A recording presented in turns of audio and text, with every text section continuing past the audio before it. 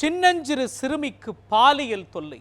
வக்கிர புத்தி கொண்ட 60 வயது முதியவரின் ஈனச் செயல். கட்டப்பஞ்சாயத்து செய்த ஊர் மக்கள்.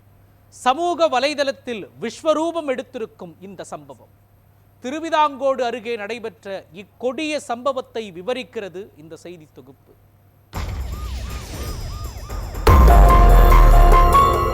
பாலியல் வக்கரம் கொண்ட மனிதர்களால் நாளுக்கு நாள் குழந்தைகளுக்கு எதிரான குற்றங்கள் அதிகரித்து வருகின்றன. இதனால் புள்ளி மான்கள் போல துள்ளி விளையாடும் குழந்தைகளின் வாழ்க்கையில் மாறாத சோகங்கள் ஏற்படுகின்றன.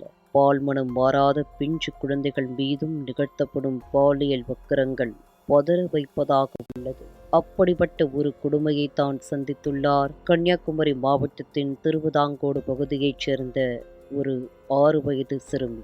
அக்கம் பக்கத்தினரின் செல்ல குழந்தையாக இருந்த அந்த சிறுமியின் மீது பக்கத்து வீட்டைச் சேர்ந்த பீர் முகமது என்ற அந்த 60 வயது முதியவரின் குரூர பார்வை விழுந்துள்ளது. வக்கர புத்தி கொண்ட அந்த மனிதர் சின்னஞ்சிறு சிறுமி என்பதையும் நினைக்காமல் அவருக்கு பாலியல் தொல்லை கொடுத்துள்ளார். இதனால் பாதிக்கப்பட்ட அந்த குழந்தை பெற்றோரிடம் நடந்த விஷயத்தை கூறியுள்ளது. இதை கேட்டு பெற்றோர்கள் பதறினர். தகவலறிந்த அப்பகுதி மக்கள் கட்ட பஞ்சாயத்து நடத்தி அந்த வக்கரபுத்தி மனிதரை பிடித்து கட்டி வைத்து சிறுமியின் குடும்பத்துக்கு 6 லட்சம் ரூபாய் வாங்கி கொடுத்ததாக கூறப்படுகிறது. பின்னர் அந்த முதியவரை எச்சரித்து அனுப்பியதுடன் இந்த விஷயத்தை அத்துடன் முடித்துக் கொண்டதாக தெரிகிறது. தற்போது இந்த சம்பவம் சமூக வலைதளங்களில் பரவி விஸ்வரூபம் எடுத்துள்ளது. இதனால் சிறுமியிடம் வரம்பு மீறிய முதியவர் பீர் முகமது மீது சட்டப்படி கடும் நடவடிக்கை எடுக்கப்பட வேண்டும் என்ற குரல்கள் ஓங்கி ஒலிக்க தொடங்கியுள்ளன.